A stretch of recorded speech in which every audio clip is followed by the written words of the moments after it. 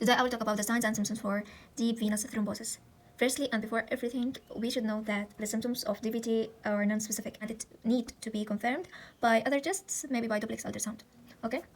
So, deep venous thrombosis, from its name, what it indicates, deep. So it is in the deep venous system, and it happens mainly in the lower extremities.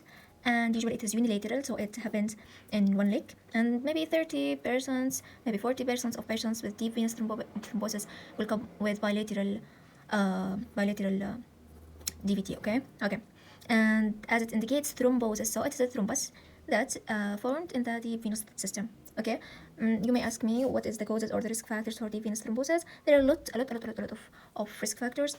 There are factors that we can't change it, and there are factors that we can change it, like age. So no one of us can stop aging or can stop increasing in age. So age, maybe more than 60 years old people will have higher risk factor of developing DVT. Plus, maybe a female patient, pregnant, or postpartum, which means after delivery. Okay, maybe female with oral contraceptive pills.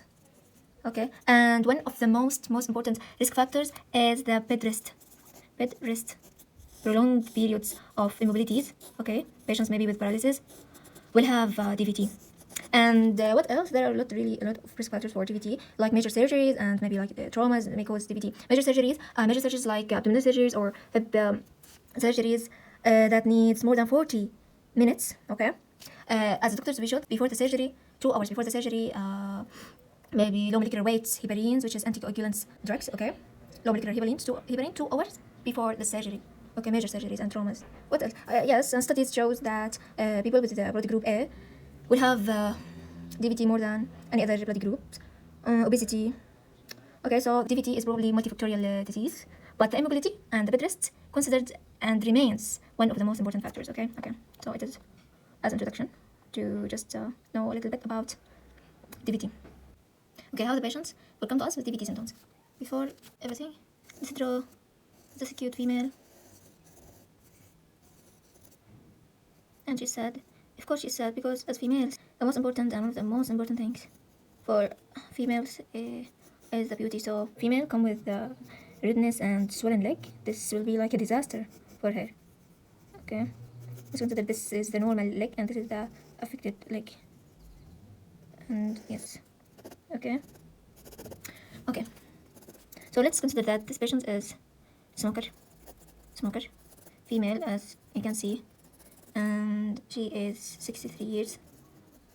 Okay, and she has past history of varicose vein or DVT. And this is something I forgot to mention, that one of the important risk factors for DVT is the past history of a problem in veins, like DVT, past history of DVT, or past history of varicose vein. Okay, or past history of pulmonary embolism. So she has past history of DVT. Okay. So what's your problem, lady? She will say that suddenly her leg become enlarged, edema, swollen. Okay, edema, this is in our language. Patient will say that her leg is swollen and painful leg, painful swollen. Okay, and you have to know that these two symptoms are the most important presentations in DVT: edema, swollen leg, and painful. Okay, and the most important area that affected by DVT is the calf. Okay, and it's usually unilateral, so it's usually in the calf, unilateral. Okay. What else? What if it affects more proximally? And yes. DVT. If you have to know that DVT, the more proximal DVT, the more severe symptoms. And why? Because larger veins will be occluded. Okay. And in this case, the pain and the swelling will involve more areas and may involve the whole limb if it affects the iliac vein or the femoral vein in the iliofemoral region. Okay. So what the symptoms will appear on this sad patient? Okay, it will come with redness, affected area. Okay, it will be hot. Okay, hotness, redness, painful, swollen. What else? The patient will suffer from low grade fever. Okay, and will suffer from tachycardia. So her heart have tachycardia. And stiff muscle, the muscle of the affected area, and the muscle of her leg will be stiff. What is this?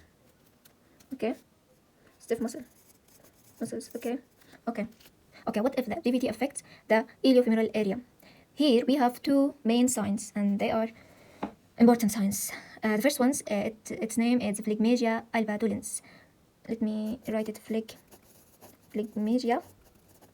Alba means white in medicine, as we know. Albadulens. And phlegmasia albadulens. So the affected leg, which is here the right one, will be all of it will be white leg, or another name milk leg. Okay, as it says white, and it is painful, and there is no cyanosis, and this is something very important to differentiate between it and between the other sign that I will talk about it later, or few seconds. Okay, painful and no cyanosis, cyanosis. Okay. And here the problem is that the deep iliofemoral venous system is totally occluded, while the superficial venous system it's still open. Okay. So painful, white, edema, blanching without cyanosis. Okay, and this is all about phlegmasia albadulens sign, which we see it in iliofemoral DVT. The second sign in iliofemoral DVT, and it happens when the occlusion affects the superficial and the deep venous system. It is called phlegmasia. Phlegmasia ceruladulens.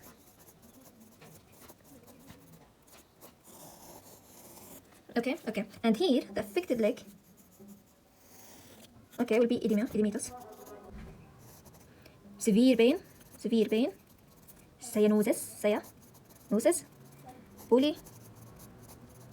Okay, and this is phlegmasia ceruladulens, and it appears when the occlusion affects both deep and superficial venous system.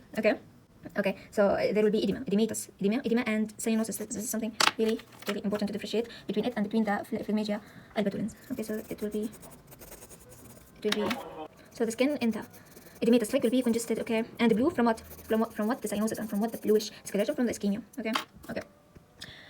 So these are the signs of iliofemoral DVT, and I covered the symptoms of DVT: hotness, redness, painful, swollen, edema, stiff muscle, maybe fever, tachycardia. Okay, but as we know that the most important complication for DVT is the pulmonary embolism, maybe the patient will have asymptomatic DVT. Can you imagine that? Asymptomatic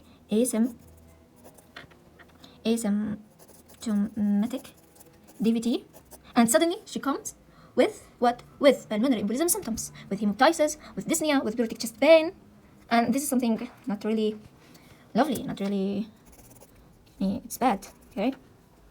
Okay, so many of the patients will have no symptoms of thrombosis, no swelling, no pain, and the first presentation will be pulmonary embolism. Okay, and this is bad for the patient. Okay, so I covered everything related to signs and symptoms of DVT and related to this sad patient. I hope you understand everything and understand this messy area, and thank you.